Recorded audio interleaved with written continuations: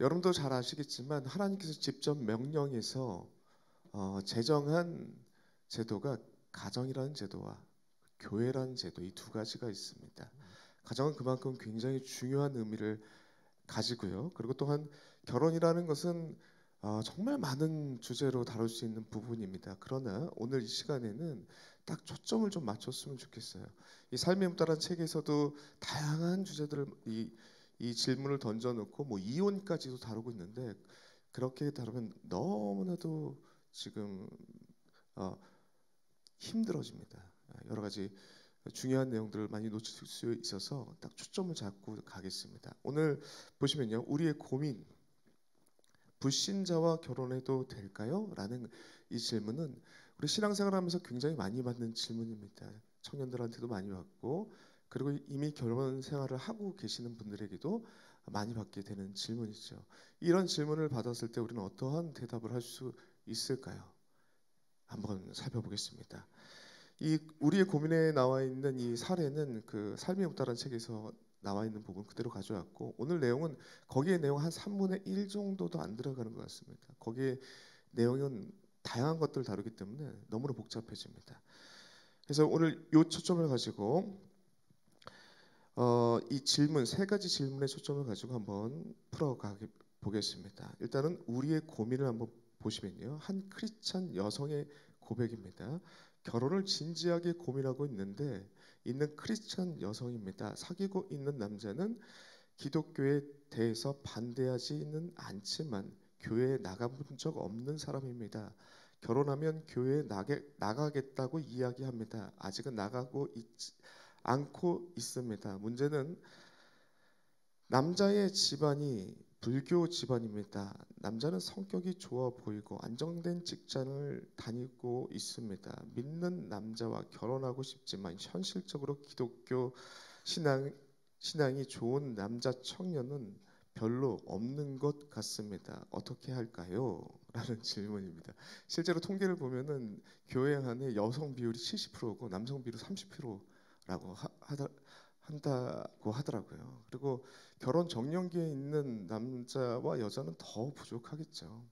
이 현실적인 부분이 고민이 있다고 생각합니다.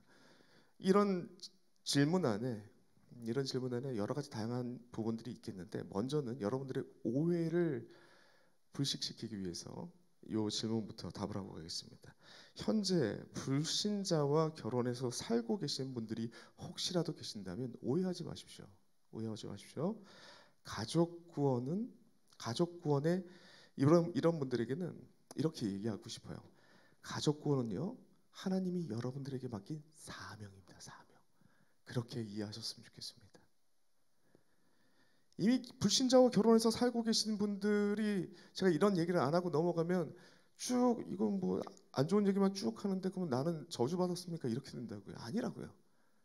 아닙니다. 가족 구원을 사명으로 하나님께 맡기신 분들이에요.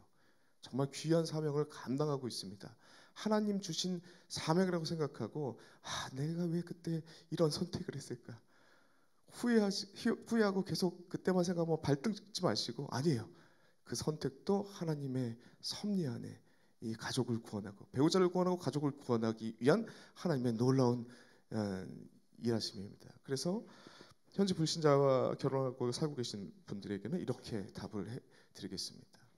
두 번째로는요, 또한 오해를 불식시키기 위해서 현재 불신자와 결혼을 앞두고 계시는 분들이 혹시 있다면, 그리고 자녀가 있다면, 손주가 있다면, 이런 분들에게는 이렇게 좀 답을 해주십시오. 자신이 무엇을 감당해야 하는지 미리 파악하고 각오하라. 감당할 수 있는지 판단하고 반드시 내가 어디부터 어디까지 감당해야 되는지 분명하게 계산하라고요. 계산. 이거 없이 무턱대고 결혼하면 굉장히 힘듦이 막 파도처럼 밀려옵니다. 그리고 결혼 전에 반드시 이걸 물어봐야 됩니다. 하나님께 기도응답을 받으십시오. 굉장한, 이건 인생의 가장 꽃피울 그 나이에 중요한 결정을 내려서 하는 거잖아요. 너무 쉽게 결정하면 안 된다는 거죠. 하나님께 생명 걸고 기도하세요. 응답 받으셔야죠. 응답하셔야죠. 그래서 파악하고 각오하셔라. 그리고 오늘의 좀 메인 초점인데요. 현재 불신자와 만남을 고려하는 분이 있다면 이런 자녀나 손주나 주변 사람들이 있다면 어떠한 이야기를 해줘야겠습니까? 이거죠. 선택의 기준을 세워야 합니다. 선택의 기준.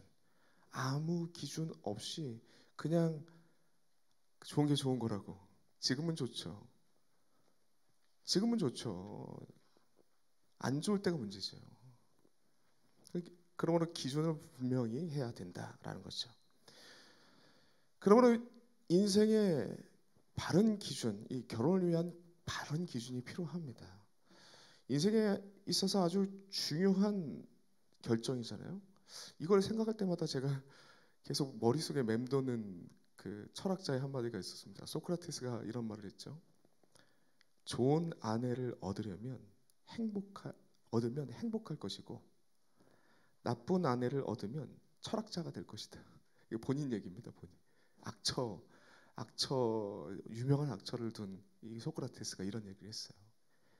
좋은 아내를 얻으면 행복할 것이고 나쁜 아내를 얻으면 철학자가 될 것이다. 철학적 사고가 깊은 사람들 있습니까 주변에? 악처가 있을 수 있습니다. 아무튼 그만큼 내 인생을 고달프게 고민과 고된 고민 속에 빠져들어가게 만들 거냐 아니면 행복의 상황 가운데 들어갈 거냐. 정말 중요한 결정이라는 거죠. 이것을 위해서는 분명하게 좋은 기준, 바른 기준이 필요하죠. 그래서 오늘 이 시간 두 가지로 좀 살펴보겠습니다. 이런 바른 기준이 없을 때 그냥 불신자와 결혼했을 때에 나타나는 어려움들, 위험성들에 대해서 먼저 얘기하고요. 그리고 결혼의 바른 목적을 기준으로 어떤 기준을 세워가야 되는지 두 번째로 살피겠습니다. 불신자와 결혼했을 때 위험성에 대해서 5가지로 이야기할 수 있습니다.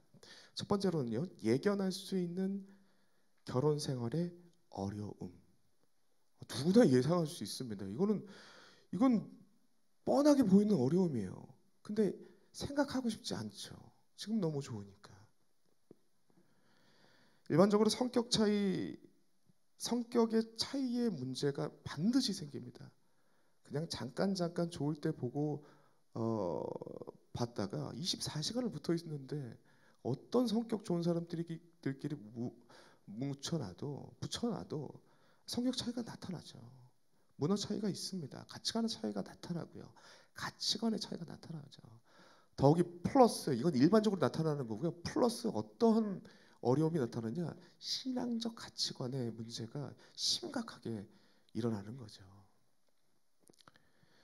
어떤 이야기들을 합니까? 보통 이런 얘기를 많이 하잖아요. 야, 교회가 가족보다 중요하냐? 교회가 가족보다 중요해?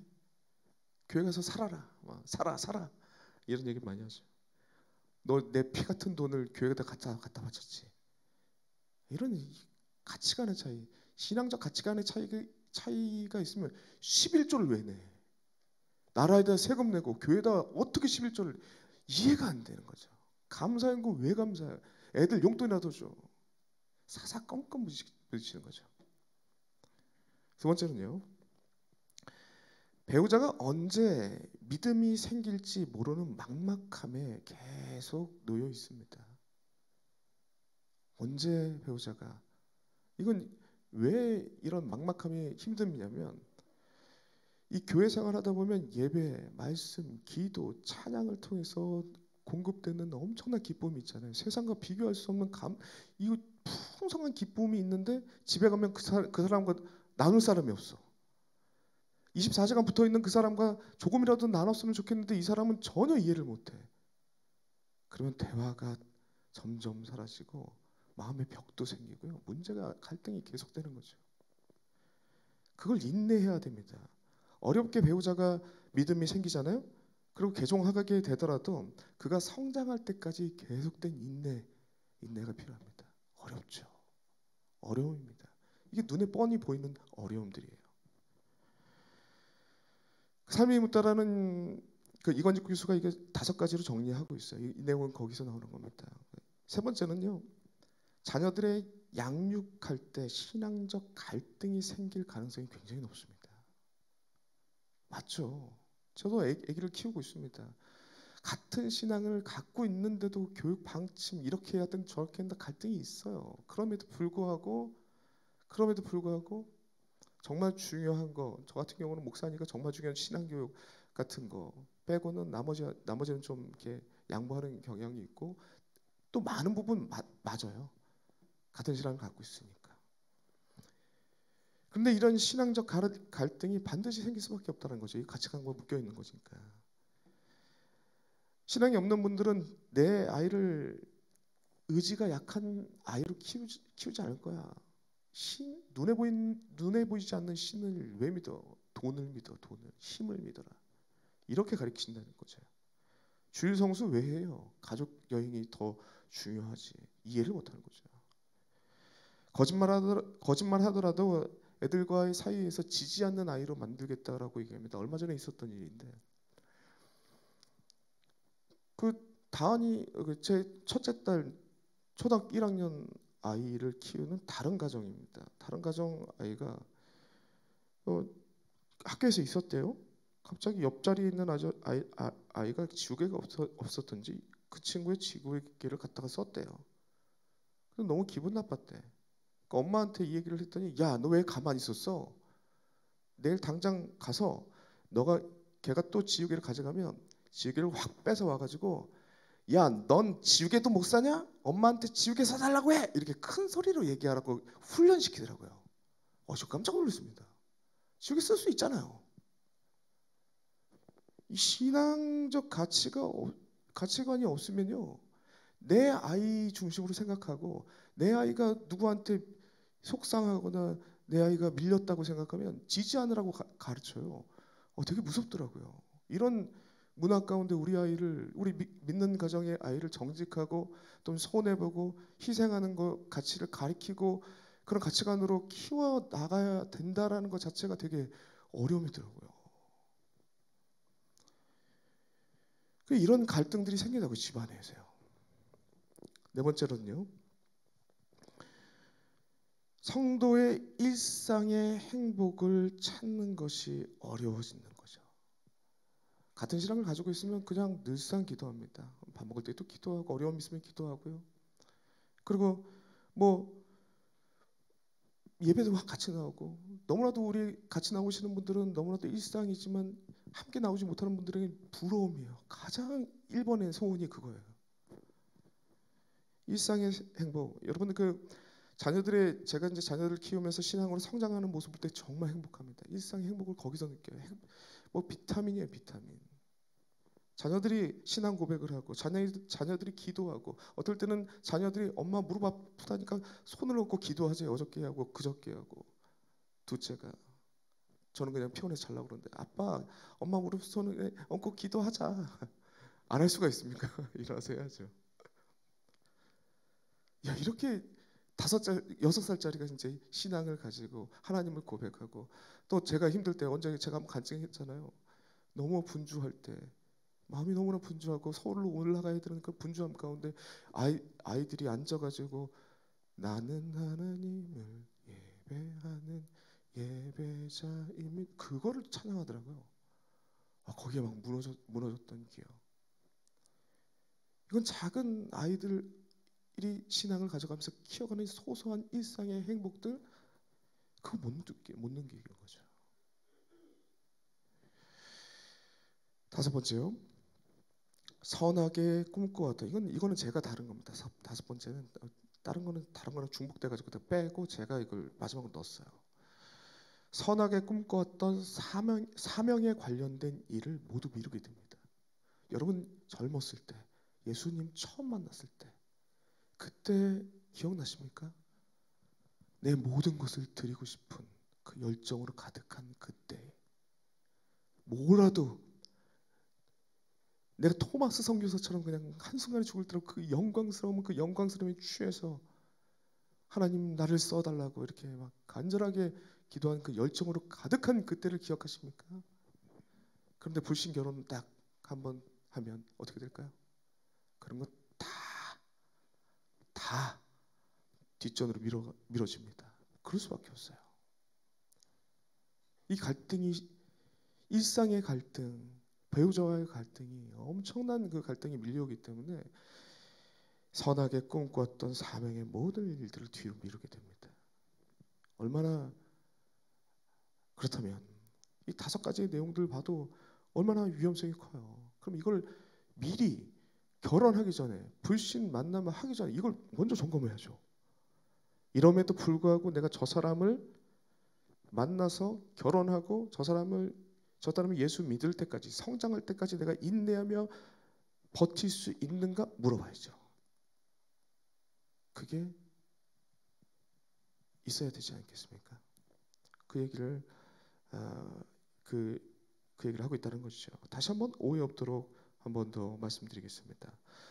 현재 불신자와 결혼해서 살고 계신 분들이 있다면 이 모든 5가지의 내용들의 어려움들을 이미 겪으면서 가족권을 위한 열망으로 나아가시는 분들, 이 모든 어려움을 이기면서까지 나가시는 분 대단한 분들입니다. 사명자들이에요.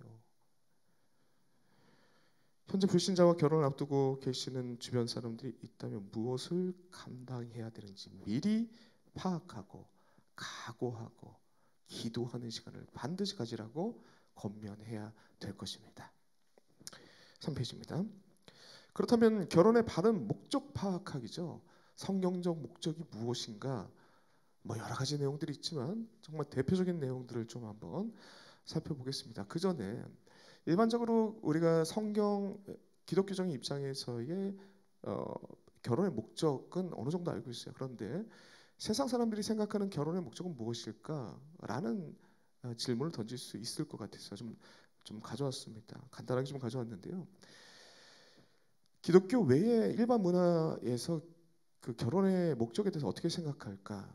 고대하고 정근대 사회에서는요, 재산, 동맹의 확보, 그러니까 거래적 관념으로 생각합니다. 혈통의 계승, 상호 협력, 이 거래적인 개념으로 결혼을 생각해요. 근데 고대와 정근대가 아니라 오늘날도 마찬가지인 것 같아요. 집안 보고 비슷한 가정끼리 결혼시키고 듀오 저런 거 보지 않았지만 그 언젠가 청년부 설교하면서 한번 쫙 봤는데요. 사람을 진짜 나이별로 등급화 시켜놔가지고 와 이건 전부 고기 등급 나누듯이 1등급부터 쫙 10등급씩 그 관련 재산이 얼마여야 되고 여자들은 몇 세부터 몇 세까지가 1등급이고 남자는 재력이 얼마만큼이 있어야 되고 기준들이 있어가지고 거기에 미치면 1등급, 2등급, 3등급, 4등급 비슷한 등급끼리 연결시켜줘요. 야, 기가 막히더라고요. 오늘도 마찬가지인 것 같아요. 멀리 갈 것도 없죠. 우리 어르신들 항상 하던 얘기 뭡니까? 이거 애들 막 7, 8씩 낳았을 때 어떻게 해요? 씹어내면서 밥 숟가락도 하나 덜라고 환경에 따라서 또 이런 생각들과 그런 일들이 있었던 것 같습니다. 거래적 개념으로 결혼을 바라보는 것들이 있죠. 그리고 근데 이후에는요. 이성을 강조하는 그 계몽주의 반대를 하면서 이 개개인의 감성과 자유를 핵심 가치로 놓는 낭만주의적 철학이 있게 되는데요. 그때 개인의 행복을 추구하면서 나오는 내용들이 있습니다. 다른 어떤 것보다 결혼은 내 행복을 위해서, 내가 사랑하는 것을 이루기 위해서 이렇게 바뀌어온 내용이죠. 행복 추구죠, 행복 추구. 결혼을. 그 현대 사회에서는 어떻게 보고 있는가? 이게 행복 추구 플러스 지극히 개인주의적 성향을 띠고 있습니다. 통계청 조사를 따르면요, 1위가요, 이거 77% 정도가 나오는데요. 가족 형성입니다. 가족 형성. 나만의 가정을 꾸리는 것, 거기에 대한 로망이 있다는 거죠. 이거 어떻게 보면요, 소유욕입니다. 소유욕. 그 밑바탕에 소유욕이 깔려 있는 거죠. 그 옆에 좀 써놔 주셨으면 좋겠어요. 2위가요, 정서적 안정, 및 친밀감, 정서적 안정 및 친밀감이 2위였습니다. 이 심리적 안정 그리고 외로움을 느끼니까 결핍함을 느끼니까 심리적 결핍이죠. 옆에 써놓으시죠. 심리적 결핍. 3위는요. 개인의 성숙, 발달을 위해서 결혼한다. 결혼을 통해서 더 나은 사람이 될 것을 희망한다. 이 성취욕 아닙니까? 성취욕. 뭔가 그 소유욕과 성취욕이 함께 섞여 있는 것 같아요. 4위는요. 경제적 안정, 공동의 재산 관리, 은퇴 후 안정적 삶, 개선적 마인드죠. 거래적 개념인 것 같습니다. 현대인들은 이렇게 생각한다고요. 현대인들은 결혼을 어떻게 생각하는가? 이렇게 생각한다는 거죠. 그래서 자신이 갖고 있는 소유, 로망, 내가 갖고 있던 그 로망이 안 맞는다. 내가 현실 가운데 내가 꿈꿔왔던 것과 안 맞는다. 내가 이런 예쁜 가정을 만들고 싶었는데 그게 아니야. 그럼 바로 이혼. 심리적 결핍 때문에 결혼했는데 결혼해서 더 결핍을 느껴? 다른 바람피고 성취욕 뭐 이런 것들이 바탕에 깔리면 이게 가정이 온전하지 않고 계속 흔들릴 수밖에 없는 그런 개인주의적 모습을 현대는 보이고 있습니다. 그래서 결혼이라는 것을 이 현대 문화 가운데 이 시대 풍조 가운데 기준을 두면 굉장히 불안합니다. 굉장히 불안해요. 우리 주변에 있는 안 믿는 가정들 보십시오. 위태로운 가정도 굉장히 많아요. 대부분 여기 안에 들어갑니다. 그 결혼의 밑바탕 안에 소유욕, 심지어 결핍, 성취욕에 대한 자기만의 그림이 있었는데 그게 이루어지지 않으니까 계속 딴 것들을 보는 거죠. 굉장히 불안한 모습을 보입니다. 근데 기독교가 말하는 결혼의 목적은 뭘까요? 성경에서 이렇게 이야기합니다.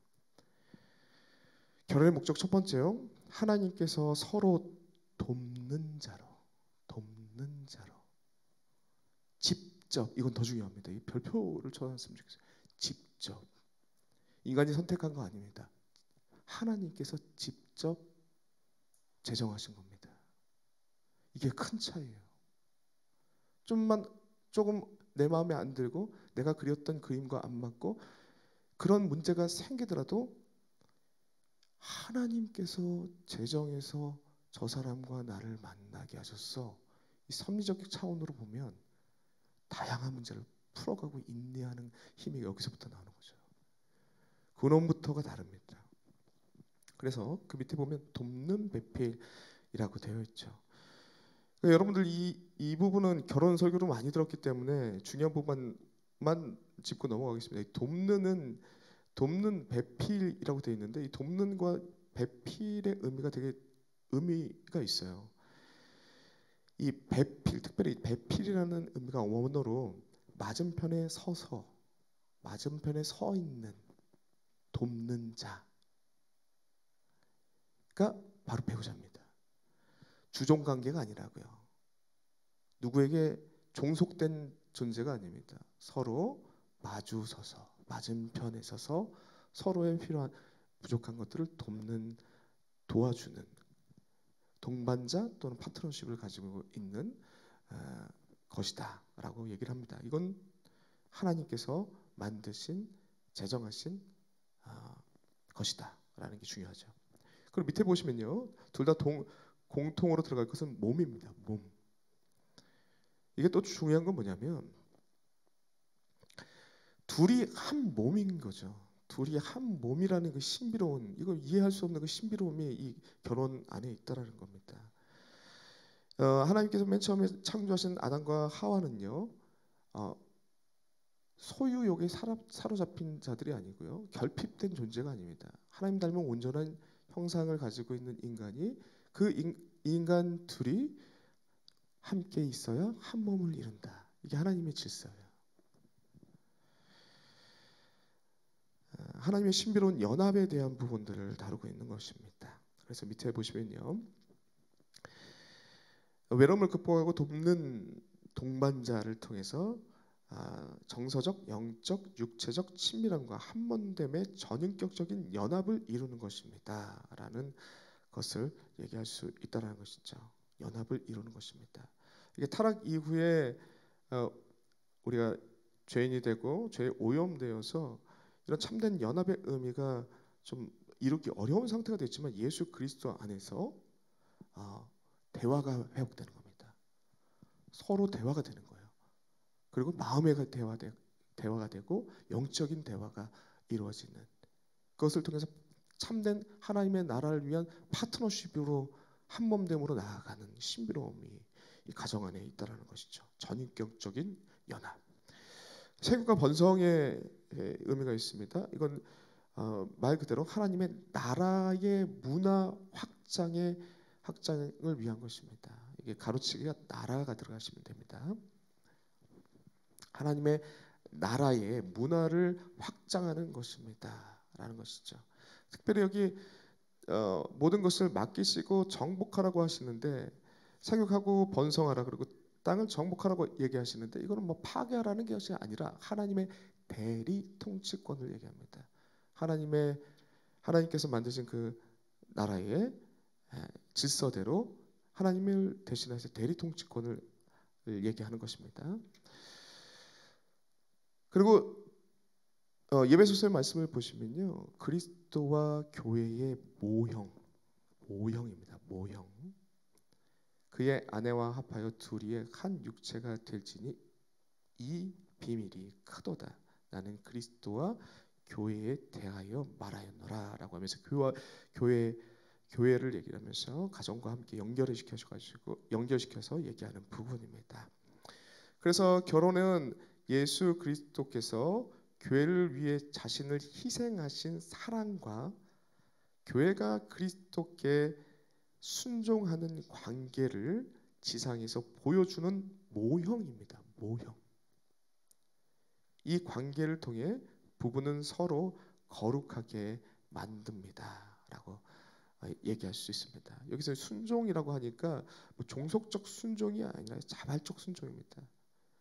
우리 예수께서 그 십자가의 희생을 통해서 그 희생을 바라볼 때마다 우리가 자발적 사랑의 순종이 나오는 거죠. 그것을 통해서 하나님께서 맨 처음에 만드셨던 하나님과 인간과의 온전한 사랑, 아담과 하와의 온전한 사랑이 거기서 회복되는 것이죠.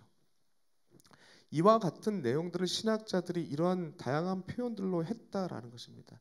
성경적인 이러한 가치관을 가지고 결혼을 바라볼 때 아우구스티누스는 신비로움으로 표현합니다. 신비로움을. 가정은 자녀 양육과 정절 그리고 그리스도와 교회를 연합을 상징하는 신비로 제정된 제도이다.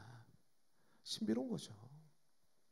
그 안에서 하나님과의 참된 연합과 아담과 하와 인간과의 참된 연합이 거기서 나타나는 거죠. 가정이라는 공동체, 교회 공동체이죠. 마틴 루터도 마찬가지였습니다. 그 중세 독신 우월주의를 비판하면서 결혼과 가정은 하나님의 선물이다. 선물. 예, 중간쯤 가고 있습니다. 4페이지 중간입니다. 신비로운 것이고 선물이다라고 얘기합니다. 게리 토마스는 결혼은 우리를 행복하게 하기 위해서가 아니라 결혼은 우리를 행복하게 하기 위해서가 아니라 인간적인 쾌락을 얘기하는 겁니다. 거룩하게 하기 위하여 고안되었다라고 얘기합니다. 하나님의 거룩 안에서의 참된 행복을 찾도록 결혼이라는 제도를 통해서 만들었다는 것이죠. 그 밑에 나와 있는 내용이 더 의미 있는데요. 당신의 결혼은 하나님께서 당신의 이기심, 교만, 인내 부족을 제거하고 그분의 성품을 갖추도록 빚어가는 영적 훈련 학교이다라고 얘기합니다. 가정을 통해서 많이 배우는 거죠. 결혼을 통해서 많이 배우는 겁니다. 결혼을 통해서 하나님께서 이 가정을 통해서 이루시는 하나님의 뜻을 살피고 귀한 교훈의 내용들을 살피는 거죠. 그리고 가정 안에서 아버지가 되고 자녀를 키우면서 하나님 아버지의 마음을 깊이 알게 되는 부분들이 되게 많더라고요. 이와 같이 하나님의 그분의 성품을 갖추고 빚어가는 영적 학교이다라고 표현합니다. 팀 켈러 목사가 결혼의 의미라는 책에서 이렇게 얘기를 하는데, 일단은 어렵게 느껴지겠지만 뒷부분을 넘어가면 아주 쉽게 제가 설명드릴 수 있습니다. 결혼은 언약, 커버넌트죠. 언약이지 계약이 아니다. 언약이지 계약이 아니다. 계약은 당신의 필요가 충족될 때만 유효하지만 언약은 당신의 필요가 충족되지 않더라도 유효하다 라고 할 수 있습니다. 우리는요, 하나님과 계약 관계가 아닙니다. 거래적 관계가 아니라요, 언약 관계입니다. 그 내용을 뒤에서 설명하겠습니다. 뒤에를 보시면요, 언약은 이 그 라틴어예요. 라틴어에 이런 의미가 있습니다. 두 단어가 합쳐진다는데, 함께라는 이 콘과 위니네라는 오다라는 의미가 합쳐진 표현입니다. 이게 함께 부족하지만 온다라는 의미가 갖고 있어요. 부족해도 함께 간다, 부족해도 함께 가자라는 의미가 여기 담겨져 있습니다. 언약이라는 단어 안에요. 그리고 희생과 헌신을 바탕으로 한 약속의 관계를 의미하며 주로 사랑을 바탕으로 한 전인격적인 관계 안에서의 약속을 의미합니다. 반면에요, 계약은요, 콘이라는 의미예요. 함께라는 의미는 같이 쓰지만 이 끌다라는 트라이헤르라는 그 끌다라는 표현이 합쳐진 표현으로서 서로가 끌어당기는 거예요. 이쪽에 서서 각자가 끌어당기는 겁니다. 자, 저 시계 봤지? 저 시계가 5분 될 동안 같이 끄는 거야. 알겠지? 같은 힘을 줘야 돼. 얘기하고 같이 끄는 거죠. 그런데 예기치 못하게 내가 더 힘들어. 내가 좀 더 손해보는 것 같아. 그러면 한쪽에서 나와버려요. 그러면 바로 관계가 끊어지는 거죠. 거래적 관계를 얘기합니다. 얘기하자면 그 앞에 언약은 이렇게 함께 어깨동무하고 함께 가는 거라면, 이거는 함께 줄을 당기고 있다가 자기 마음에 안 들면 그냥 언제든지 조건에 안 맞으면 손을 놔버리는 거죠. 계약 관계죠. 그래서 서로 끌어당기다 조건에 맞지 않으면 언제든지 약속을 깨질 수 있는 조건적인 약속을 의미합니다. 거래적 관계를 얘기하는 것이죠. 계약은요, 하나님은 인간을 대상으로 계약하지 않았고요, 언약하셨습니다. 언약. 이 십계명은 하나님께서 인간과 언약하셨다라는 것을 보여주는 증표입니다. 언약하셨다라는 것은 한쪽이 약속을 어겨도 다른 한쪽이 지키면 그 약속은 계속 유지됩니다. 마치 부모와 자녀와의 관계와 같습니다. 항상 부모가 이만큼 사랑을 베푼다고 자녀가 이만큼 사랑으로 다가오지 않잖아요.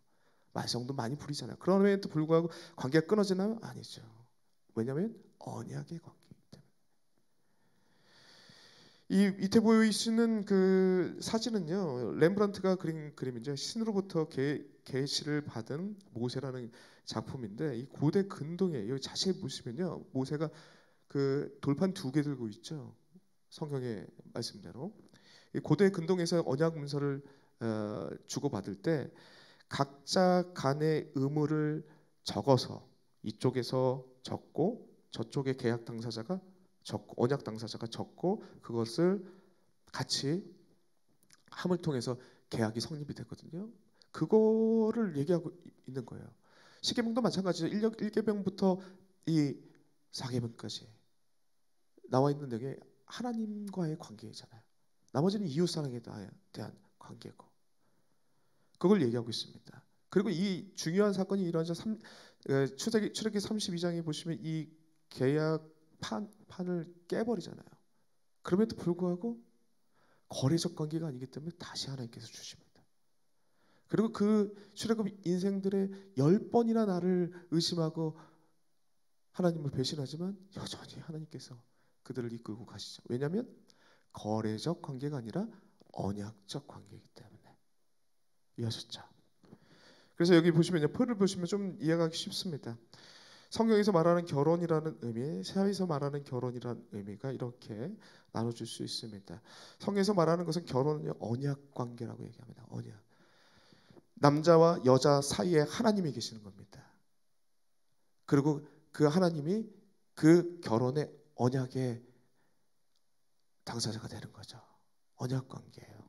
거래 관계가 아닙니다. 조건에 안 맞으면 버리는 그런 관계가 아니라는 것을 보여주고 있고요. 가로치기를 좀 보시면요. 그렇기 때문에 영속성을 가집니다. 언약은요. 반면에 계약은요. 조건이 맞으면 이루어지고 조건이 안 맞으면 언제든지 끊어지고. 그리고 보시면요. 이 관점이 되게 중요하죠. 관점은 하나님 중심. 언약은 하나님 중심입니다. 하나님께서 직접 제정하시고 그 사이에 결혼의 언약을 주관하시죠. 하나님께서 직접 제정하시고 하나님께서 주관하시니까 하나님의 뜻을 살필 수밖에 없어요. 이 사람과 나와 결혼한 그 결혼은 내 뜻이 아니라 하나님의 뜻에 있어. 그러므로 하나님의 섭리 안에서 힘든과 어려움과 여러 가지 위기도 하나님 안에서 해석하려고 해요. 그런데 반면에 세상이 얘기하는 결혼은요, 각자가 각자의 행복과 각자의 사랑을 추구하는, 자기가 생각하는 사랑을 추구하는 거기 때문에요, 인간 중심적입니다. 그렇기 때문에 언제든지 조건과 내용이 안 맞으면 협상하고 수정하고 때로는 해지를 합니다. 쉽게.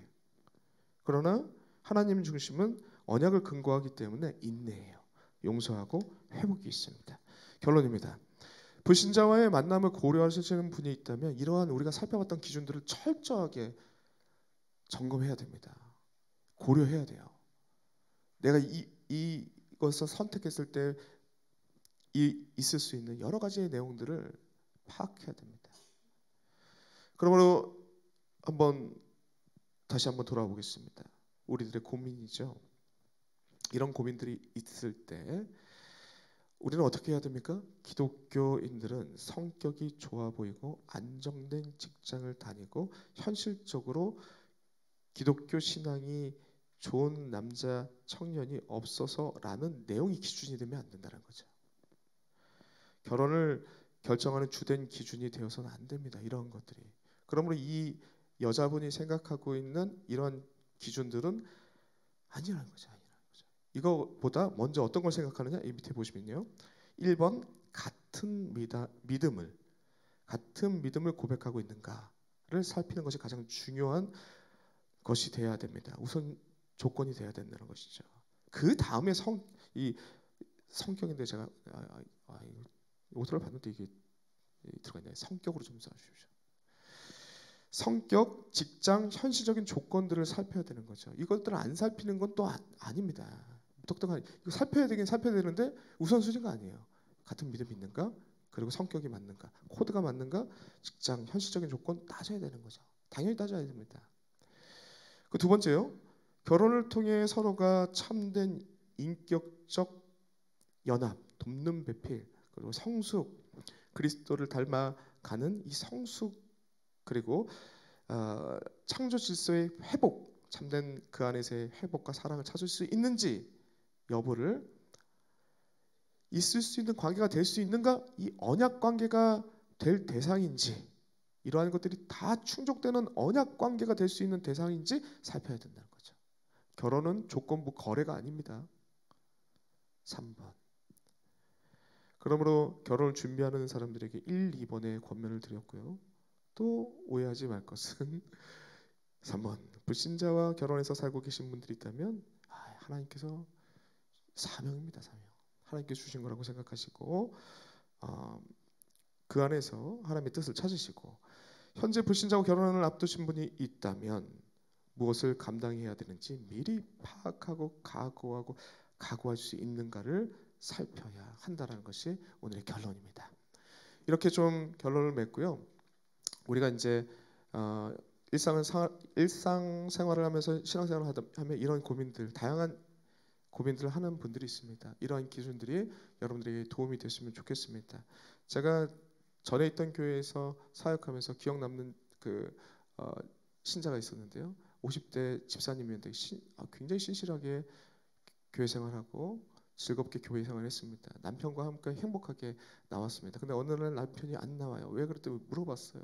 고민하면서 저한테 얘기를 하더라고요. 남편이 제가 남편 만날 때 외모, 성격, 뭐 능력, 교수였거든요. 뭐 이런 것들 다 살펴보면 100점이래. 100점이어가지고 근데 딱 아쉬운 게 신앙이 없어가지고 결혼을 전제 조건으로 결혼했대요. 그런데 이 사람이 너무나도 성실한 거야. 한 20년을 하루도 안 빠놓고 교회를 왔습니다.